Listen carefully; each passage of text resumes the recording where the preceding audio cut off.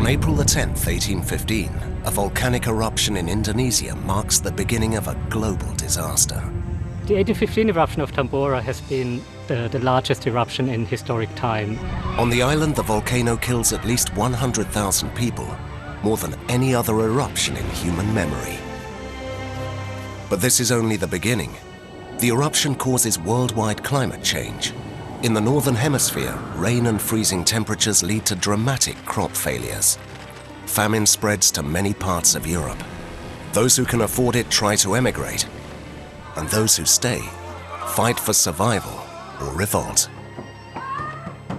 After Tambora, there was crackdown by the authorities across Europe. But revolts and famine are not the only problem. Terrible diseases killed hundreds of thousands of people.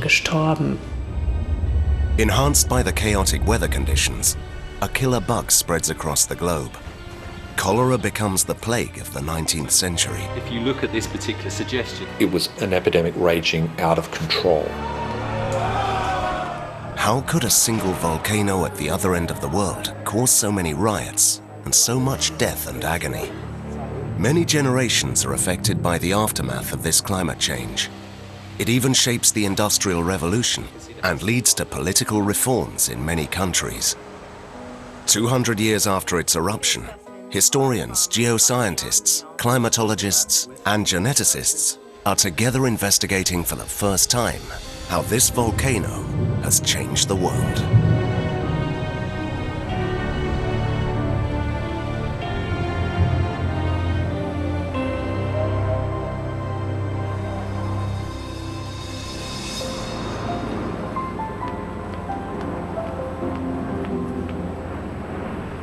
London, the British capital. Historian Gillen Darcy Wood from the University of Illinois is tracking down the global impact of the Tambora outbreak. His mission? To find out how this natural disaster has influenced the 19th century in different parts of the world. The Tate Gallery hosts the largest collection of British art of that era. It includes works of art of famous Romanticist landscape painter John Constable. His cloud depictions have become an important piece of evidence of the global weather turmoil that followed the eruption of Tambora.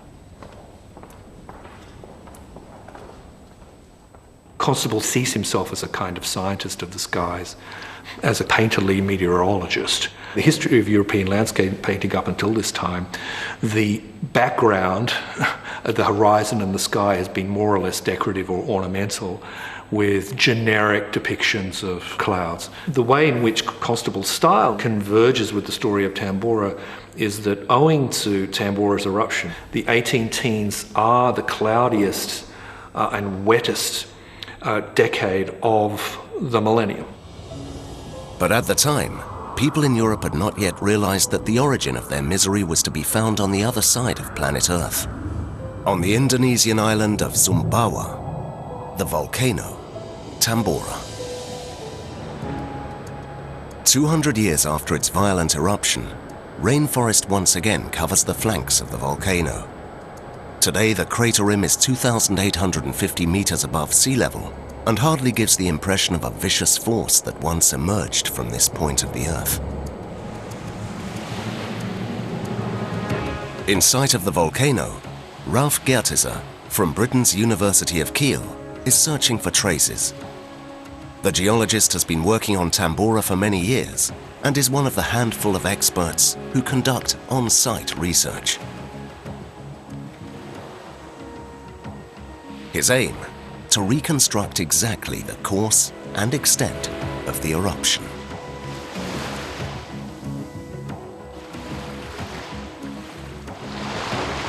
So with this laser rangefinder, I can measure the height of the cliff in front of us, which is made up of the pyroclastic flow deposits of the 1815 eruption, and we have here about 9 meters of deposits.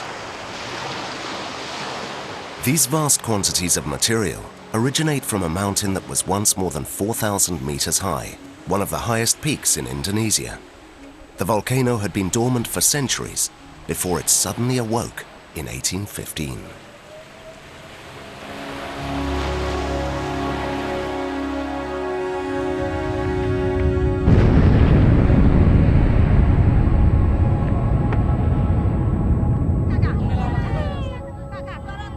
At that time, nobody knew that the Tambora would seal the fate of the inhabitants in just a few days.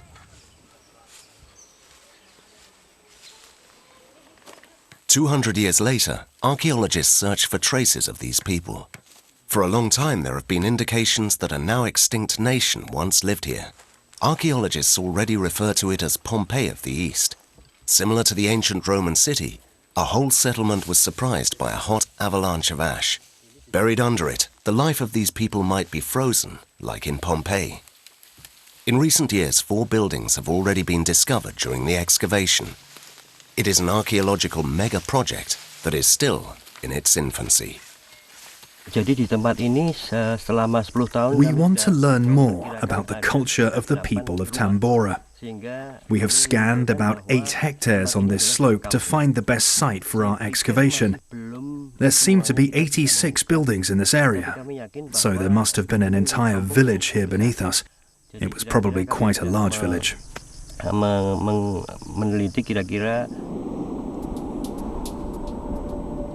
Hamburg.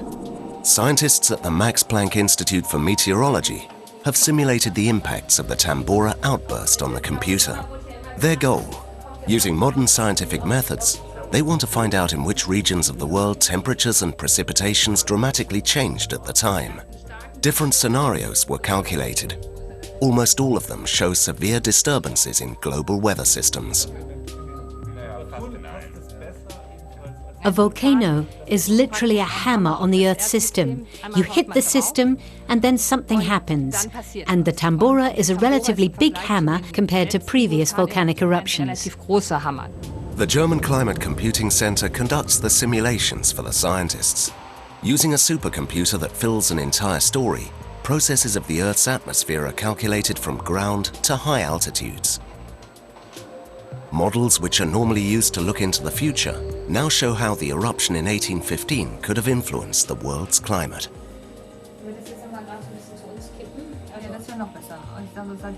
Essential for such calculations are the location of eruption, the point in time, its duration, the amount of sulfur gases, and to what height they are catapulted. In the case of Tambora, at least 60 million tons of sulfur dioxide penetrated the stratosphere at over 20 kilometers. Upper winds distributed the cloud around almost the entire planet. In many regions, the average annual temperature fell sharply. At the British Library, Gill and Darcy Wood wants to verify whether the calculations of the climatic researchers coincide with the reality of that period. He finds a source that sheds a whole new light on the impact of the Tambora eruption. It leads to a region that researchers had barely considered before, Bengal in northeast India. It is a medical book, a British physician, James Jameson. He was commissioned by the British government to report about cholera outbreaks which were accumulating in the region. But his documentation begins with about 80 pages of detailed weather protocols, the most meticulous description of the impact of the Tambora eruption available to today's historians.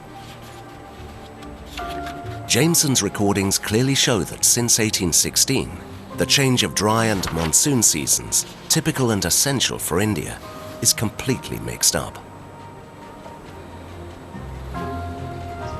Towards the end of May, the weather had become so oppressive that the thermometer sometimes rose as high as 98, an unusual height in Bengal, and many individuals, both Europeans and natives, dropped down dead in the streets. About the end of the first week of September, this unwanted drought gave way and was succeeded by very heavy rain. He had an interest in meteorology, an interest in medicine, interest in public health, and in this case, in humanitarian disaster. And he saw himself as a writer who charged with capturing all of these things in one text. May 1816. At this time of year, strong monsoon winds from the sea bring heavy rains every day. But this year not a drop has fallen. The land suffers from a severe drought. The reason? It is cooler than usual. The difference in temperature between sea and land is too small to absorb humid air from the sea. The fields are extremely dry. the poor rural population is threatened by a massive crop failure. Then comes the turning point. At the end of August, 3 months later than usual, the wind brings the long-desired rain.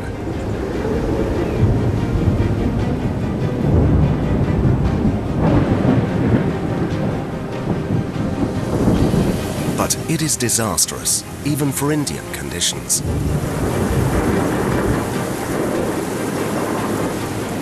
The rivers overflow. Valuable farmlands are washed away.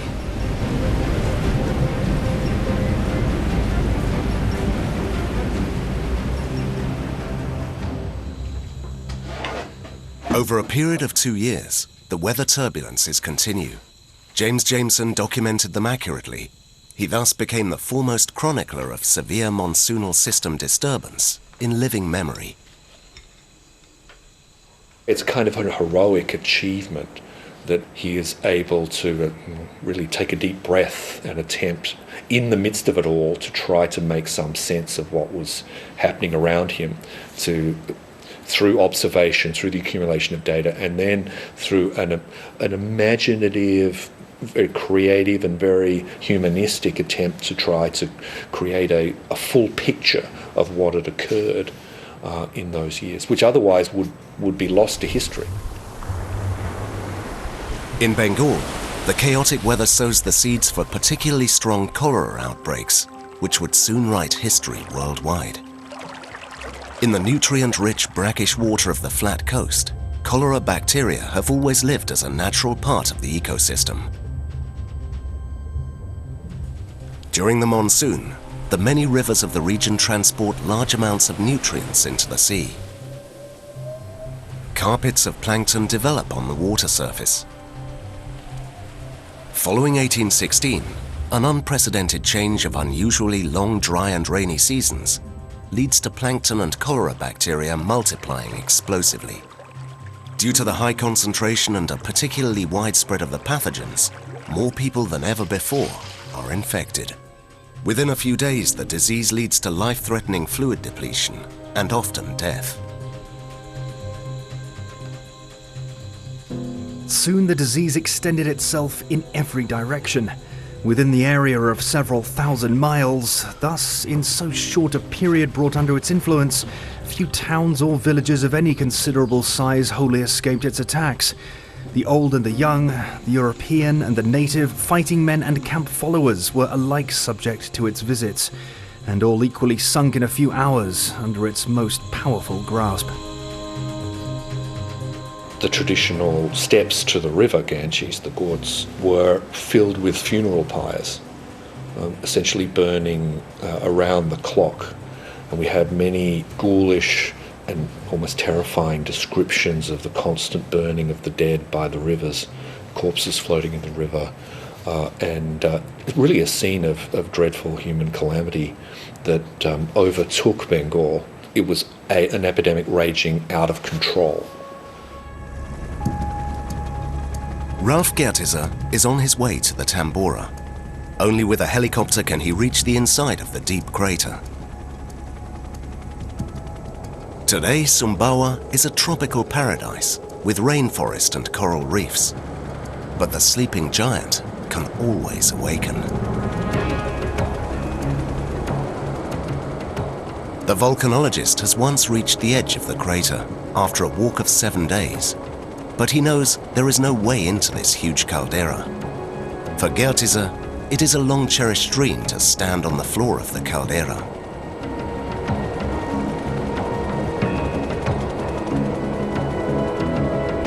Finally, the landing on the crater floor, certainly where few can have been before, if any.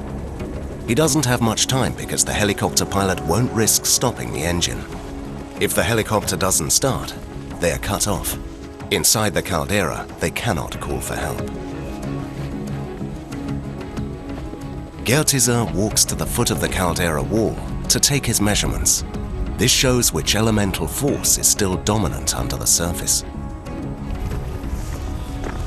Standing here on the floor of the 1815 caldera is certainly a highlight and something every volcanologist would like to see, and it's one of those sites everybody is dreaming of seeing, and it's spectacular, and certainly one of the most spectacular sites in the world. After the 1815 eruption, there was still signs of volcanic activity at Tambora. So clearly Tambora is still active, as can also be seen so behind us, where sort of volcanic gases come out of the ground. The predominant component of these gases is water vapor. You can see elementary sulfur precipitating out of these gases, and the sulfur is clearly derived from molten rock or magma inside the volcano, which is degassing off the ground along the caldera wall. Today, the edge of the volcano is about 3,000 meters high. This means that the mountain has lost about 1,200 meters, a third of its height, due to the powerful eruption.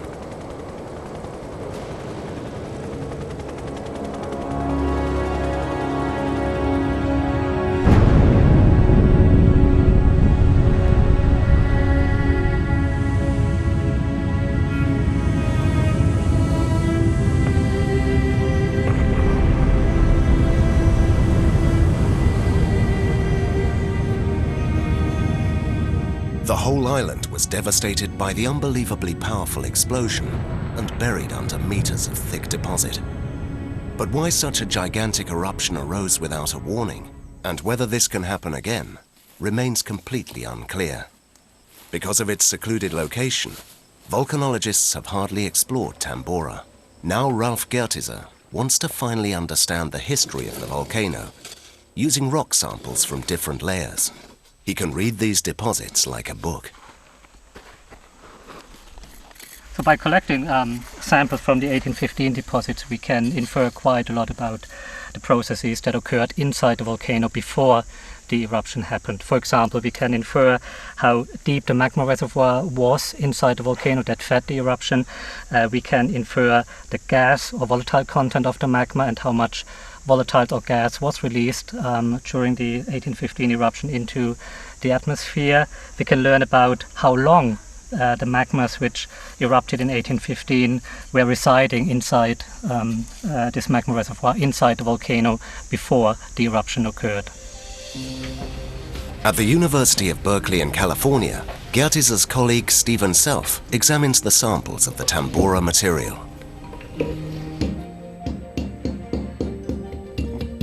Even the smallest rock particles can show how old the mountain is and which chemical composition the magma had during the eruption.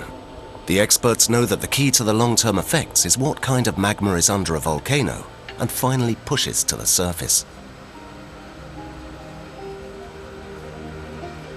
In the case of Tambora, it is particularly important to know how much sulfur was in the magma. That's what I use all the time. The 1815 magma from Tambora had a pretty average sulfur content, typical for the composition of the magma. It has 600 or 700 parts per million of sulfur, which is pretty standard. But there was a huge amount of magma, and much more than any recent eruption, and therefore the total amount of sulfur released was very large. April 2015. Leading scientists from various specialities, including Stephen Self and Gillen Darcy Wood, came to Switzerland to discuss the Tambora outbreak. What new insights have historians gained? What do geologists know? And what are the consequences of volcanic eruptions for the climate? Substantial progress has already been made.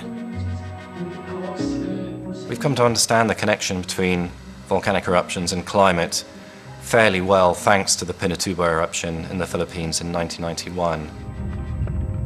At that time, the Pinatubo comes alive on the Philippine island of Luzon after 550 years.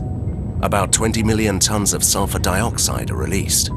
As in the case of Tambora, it rises up into the stratosphere and causes a temperature drop of about half a degree in the following months. There have been hundreds of studies of the Pinatubo eruption, and that understanding has been applied back to much earlier eruptions like Tambora. So we've reached quite a sophisticated understanding of the basics of how the climate system operates, in a sense, to this forcing of the volcanic aerosol. Volcanic aerosols are tiny droplets composed of sulfur and water. They evolve in the stratosphere from the sulfur gas of the eruption and reflect part of the incident sunlight, spreading the rest, and additionally absorbing energy. As a result, less heat reaches the Earth's surface. Temperatures drop. Only after several years do the suspended particles slowly sink to the ground. During this time, the aerosol fog of Tambora also causes blazing sunsets and exceptional color displays in the sky, an effect which also captured the imagination of famous English Romanticist painter William Turner. Not only his paintings show that, his watercolors also display the unreal-looking colors of the sky, with a few brushstrokes right up to violet and pink tones, as he tries to document this moment as quickly as possible. For Gillen Darcy Wood, yet more proof of the extraordinary weather conditions of these years, which repeatedly directed people's gaze to the sky. We can almost look at these paintings as a metaphor for an increased sensitivity toward the idea of change, not only in human political systems, but in the Earth system as well. To understand them fully, we need to attempt to make that leap of historical imagination to understand them as momentary, powerful encounters with a world of extreme weather and a world of dynamic and disastrous change.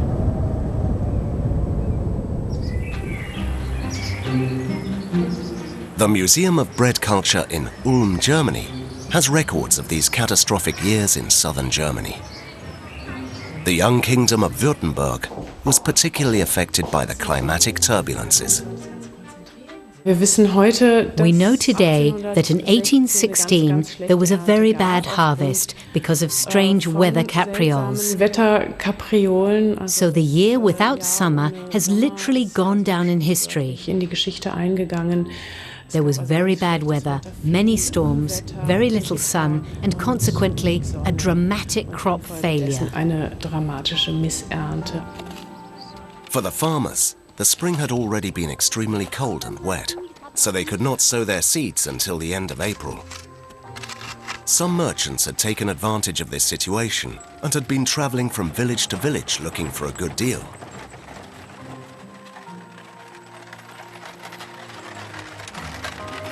In the Swabian Alps, people were very pious and optimistic. Therefore, many farmers sold their supplies, believing it was good trade. But it was the merchants who benefited. The value of their goods multiplied in the coming months. They got rich quickly, very rich, and the population hatefully called them grain usurer, someone charging exorbitant amounts.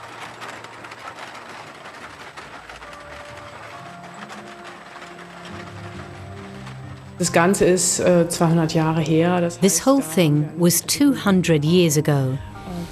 We have really good documentation. For example, we have a screwable coin in our exhibition that includes miniature pictures and texts describing the famine. And we see in particular, in almost every image, scenes of this dramatic situation. Fast auf jedem Bild eben diese dramatische Himmelssituation. Thunderstorms and an incredibly dark sky. So the people were really concerned by this climate change and the incomprehensibly strange weather that they hadn't experienced before.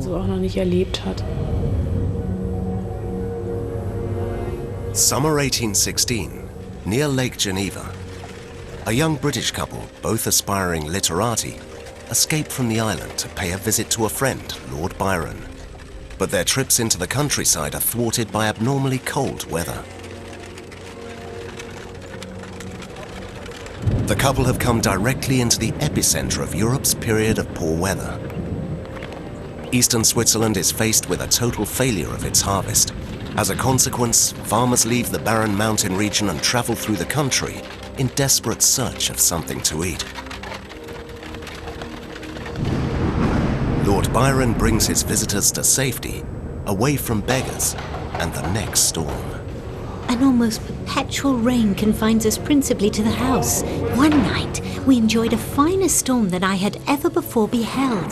The lake was lit up when a pitchy blackness succeeded, and the thunder came in frightful bursts over our heads amid the blackness. These records are from 18-year-old Mary Goodwin, later to become known as Mary Shelley.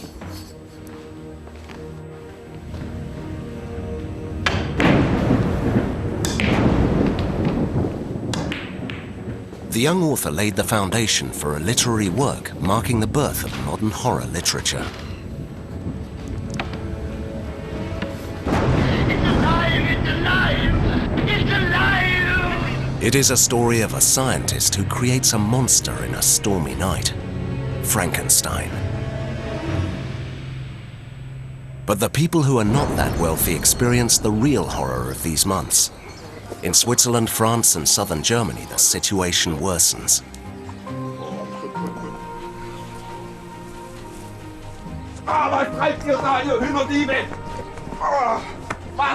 Because the harvest fails, people steal out of sheer desperation. For many years, people have stopped having regular meals. Due to the lack of nutrition, the body's defenses are unable to cope. They're completely exhausted. Hundreds of thousands are affected in Central Europe.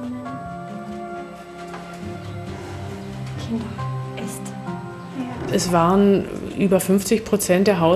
50% of the households were really poor and suffered from hunger, and this is, of course, very, very high. Many people died from starvation. In the wake of the famine, there were also terrible epidemics that hundreds of thousands of people died from. Natürlich auch Hunderttausende von Menschen gestorben. The Trail of Tambora even leads to Philadelphia, a million-strong metropolis on the east coast of America. Surrounded by skyscrapers, the College of Physicians is home to the Mutter Museum, which hosts one of the most important historical medical collections in the United States.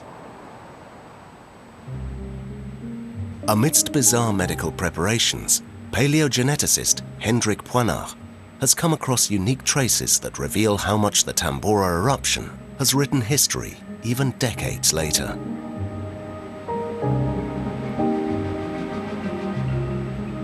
Many preparations date back to a time when tissues and organs were still preserved in alcohol and not in formalin. Thus, the remnants of pathogens that would otherwise have been destroyed have been preserved.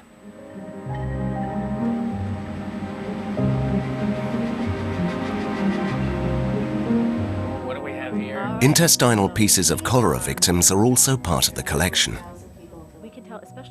They originate from a cholera epidemic which affected Philadelphia in 1849 and claimed more than 1,000 victims. Cholera is strictly a disease of the gut, so there's no way to get it from skeletal material. So there's really almost no way to study the history of cholera from a normal skeletal cholera burial, for example, which exists actually all over the globe. You can find cholera pits. This was, a dream come true for us because we could actually sample these collections, and then using the technology that we use to pull out these small snippets of DNA, we could actually reconstruct this genome. What's surprising, analysis of the genotype of these cholera bacteria reveals a direct link to those cholera epidemics reported by James Jameson in 1816 from Bengal. It was quite clear that this is a strain that had its origin sitting in the Indian subcontinent and then spreads by, as we know today, by travel, trade, boats, shipping companies that eventually then seed these cholera human-specific adapted strains into the New World and parts of Europe, basically across the globe. It goes from a localized epidemic in the Indian subcontinent to this larger pandemic worldwide. First, soldiers, merchants, and pilgrims spread the cholera in Southeast Asia. After that, it continued on to the Philippines, Japan, and China. Eventually, it spread across the land and sea routes westwards to Persia, and from there to Russia. In the early 1830s, it reached Central Europe, and finally, England by sea, and also North and South America. After the outbreak of Tambora, cholera had become a global killer for the first time, causing the deaths of millions of people. 1853 outbreak. So what happens is... London was particularly badly affected by cholera. With 5 million inhabitants, it was the largest city in the world at the time. Posters warned of the lethal epidemic. Its breeding grounds were worker slums, often built on former swamps near the Thames. There was poverty and catastrophic hygienic conditions. Following 1832, more than 30,000 people died in London as a result of several epidemics. When you have a problem like cholera, you have a really difficult problem that can only be addressed on a pan-London scale. Everyone working together really wasn't going to happen until the Great Stink. The Thames got to such a disgusting state that quite literally the awful smell of all of this sewage in London's river arrived at the doors of the House of Parliament. And the politicians had to do something in their own self-interest. So they helped to create the London Metropolitan Board of Works that would create this grand intercepting sewer to try and clean up the Thames and help to solve the problem of cholera. A comprehensive and connected sewage system proved to be key in the fight against cholera. Before that solved these public health problems across the whole of London. Much of the sewage flowed out of the city through the canal network and further east to the River Thames. Such measures finally defeated cholera in many parts of the world. However, it has not yet been eradicated. Cholera will essentially always be with us. There is no eradication of cholera because cholera itself has a variable genetic structure that enables it to adapt to all sorts of aquatic environments. But what is becoming clearer and clearer in the 21st century is that the moments of vulnerability faced by human populations in their relationship to cholera is framed by, driven by climatic conditions and climatic change. In Indonesia, Ralph Geertizer is on his way to the archaeology excavation site. He is curious about what they've found so far. The excavation is progressing well and brings new findings to light. The team headed by Sonny Wibisono has exposed another building. Based on the remains, the archaeologists know that the building was built on stilts and the walls were decorated with palm braid. At the rear is the kitchen, recognizable by the stones that mark the fireplace. But next to the fireplace, Chief Archaeologist Geertizer would like to show something different that surprised him. It is a fatal victim. It is the 5th skeleton that has been found so far. So here we have obviously the right Peculiar, these bones are less charred than in previous findings. and then another. It is also confusing that no other victims were found in that building, although it was inhabited by a large family. Maybe the people who lived here have left the village in advance. Maybe some escaped during the first eruption phase on April 5th. This could mean that there were only a few people left in the village when it was destroyed. And this could explain why we have found only a handful of victims so far. Gradually, the scientists are able to get an accurate picture of the volcanic eruption. Back then, Tambora was a huge mountain that rose up about 4,200 meters. Beneath this, about 1,000 meters below sea level, is a bulging magma chamber. On the 5th of April 1815, small earth tremors led to a first discharge.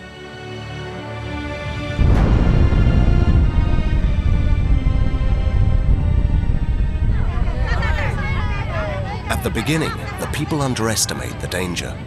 Although ash is falling on their village, they do not flee. But 5 days later, the situation is worsening. At the climax of the eruption on the 10th of April 1815, we had a huge explosion.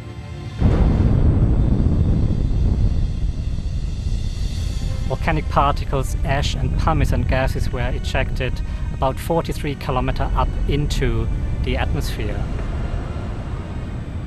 The earth quakes, the volcano rumbles, No one knows what this means. The people have only a few hours to live.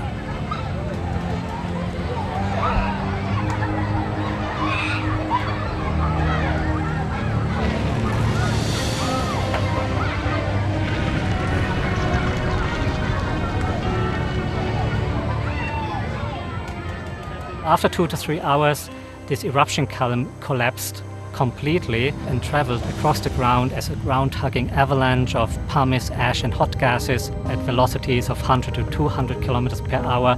And these so-called pyroclastic flows wiped out everything in their path and was the phenomenon that led to the more than 10,000 direct victims of the 1815 eruption.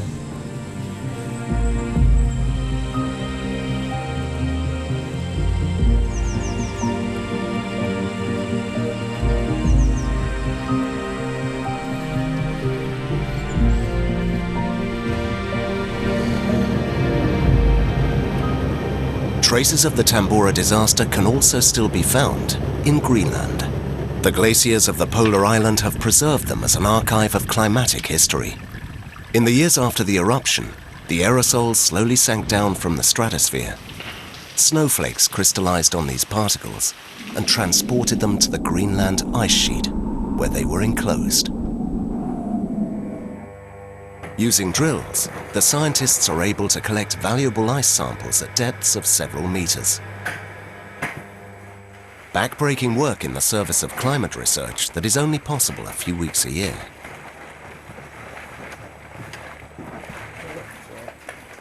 The outcome, ice cores which allow the scientists to go further back in time and to better understand the climate of the past. The Alfred Wegener Institute in Bremerhaven, Germany. Researchers from all over the world gather in this special laboratory to study ice samples from the polar regions of the Earth at -20 degrees. But before the ice reveals its information, the scientists have to cut up the core, polish it, and analyze the crystal structure.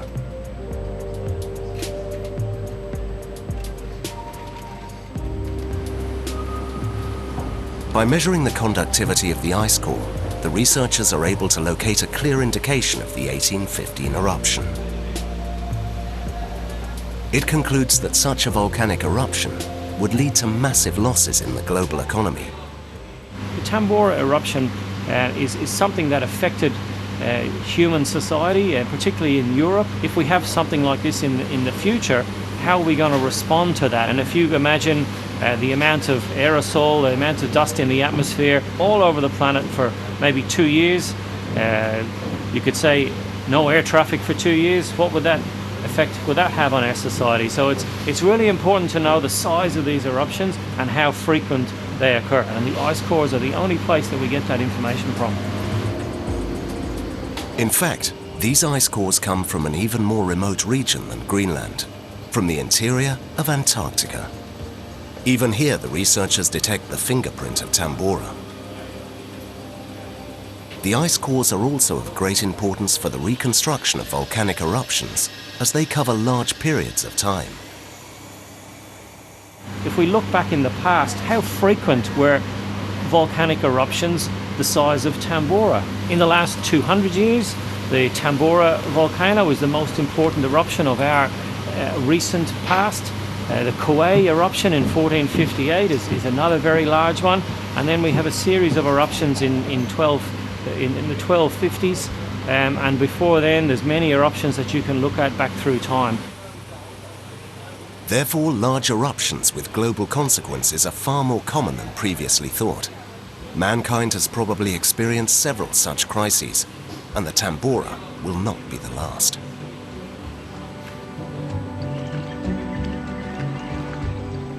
The sudden change of climate and subsequent famine result in a first wave of emigration from southern Germany. In Ulm, hundreds of emigrants travel down the River Danube in simple wooden boats called Ulmer Schachteln. They follow the invitation of the Russian Tsar, who promised the prospective emigrants land and Russian citizenship.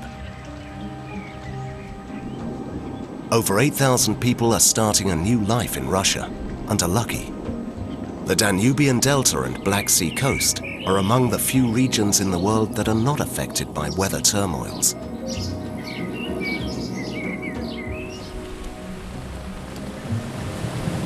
Many people seek their fortune on the other side of the Atlantic in the United States. But most of them are waiting for the next disaster to strike. After the outbreak of Tambora, the east coast of the young nation especially was struggling with weather turbulences. This is even confirmed by Thomas Jefferson's records of harvest yields, as Gill and Darcy Wood has found. For many years, the former US president and father of the Declaration of Independence in Virginia has been running his Plantage Monticello in the comparatively mild climate of the region. It has yielded much profit so far. A deceptive idyll.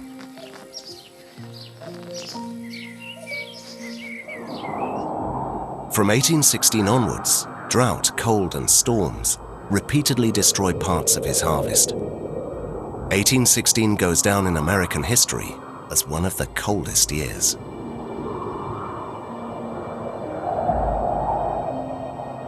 In the hope of better weather, Jefferson continues to take out new loans and eventually goes bankrupt. The whole east coast of the US is affected by this weather catastrophe, with drastic consequences. After 1816, the United States witnessed a massive demographic upheaval. Economic refugees from New England and down the Atlantic seaboard abandoning their farms and villages and moving en masse westward. It's the first large-scale westward migration in US history. However, it was Indonesia that suffered the most from the consequences. Even at a distance of 500 kilometers from the volcano, the ashes had buried everything beneath it. The livelihoods of the rural population were destroyed for decades. The people who had escaped the ash flow now had hunger as an enemy, and it was merciless. It is estimated that over 100,000 people died as the indirect consequence of the eruption in Indonesia. Several ethnic groups on the island became extinct. Even the fishing industry could not compensate for the food shortage, as volcanic ash had also completely disturbed the sea's ecosystem. The result, the coasts were poisoned, the fish died. Since then, nature has long conquered the island Sumbawa. Today, trees are once again covering the site up to the summit of Tambora.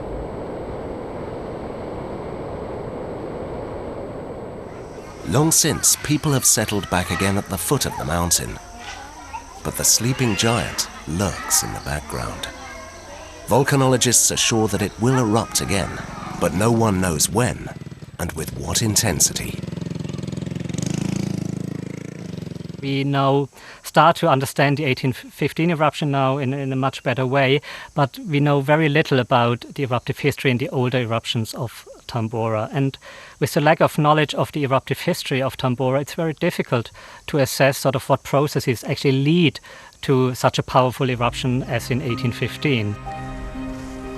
In Europe, the consequences of the eruption continue to worsen. Every day, people die of harmless infectious diseases. The necrology states they died from emaciation. Fortunat Fowler, a priest from Sigmaringen in Germany, looks desperately at how the people of his congregation are suffering, starving and dying. Although without them really believing, he tries to preach hope to the people, but without success. Together with his cousin, he is looking for a solution.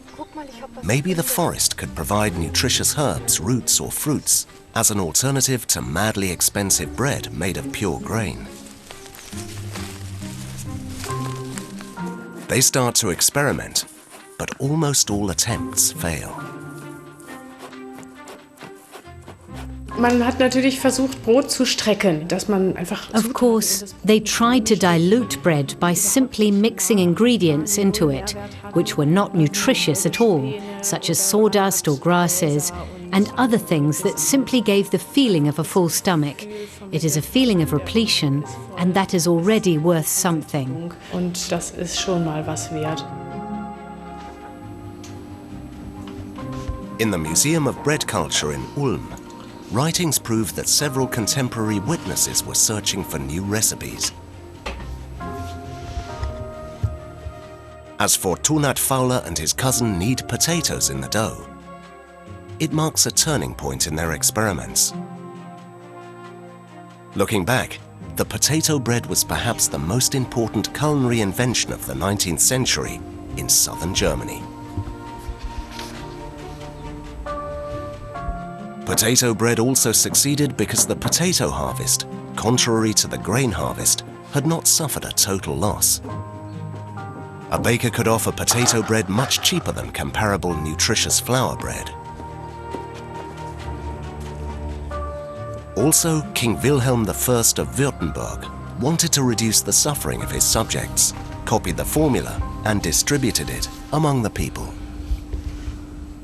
König Wilhelm verstand so eine Symbolpolitik sehr gut. King Wilhelm understood the symbolism of such a policy very well.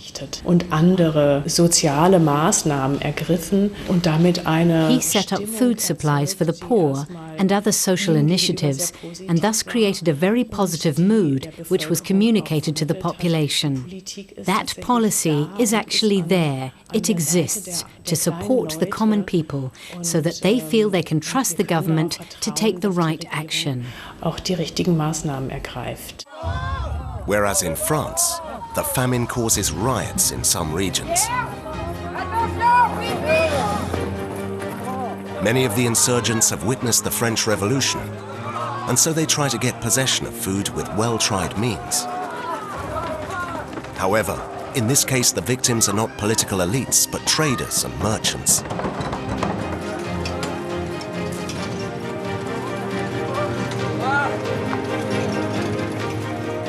The longer the famine lasted, the more politically charged the topic of crop failure became. Also in England, as newspaper reports show. The greatest threat to Europe was not the extreme weather itself, but its impact on food yields, on agriculture, and reporting in the newspapers becomes more conflicted and political. In fact, the government of Lord Liverpool in Britain in 1816 suppressed its usual publication of grain yields and crop yields in the summer and fall of 1816, precisely because they did not want this information widely known. They did not want panic. One measure to reduce the distress was the construction of Regent's Canal in North London. It was built between 1816 and 1819 to give the many unemployed and the starving poor an income. The idea is that you better connect agricultural production with market towns so that in future events of food shortages and economic distress, that cities like London would be better connected. Prior to the late 18 teens and the Tamboran emergency, governments felt no such responsibility toward their citizens. So we see the beginning of a new era of proactive government intervention and involvement in social improvement and public works and humanitarian relief. Nevertheless, first the tensions in the population grew. The reason, despite the crisis, the politicians in the Houses of Parliament refused to withdraw a controversial law that heavily taxed grain and kept prices high, the Corn Law. Even so, the situation gets out of control, and massive riots in London and other English cities follow.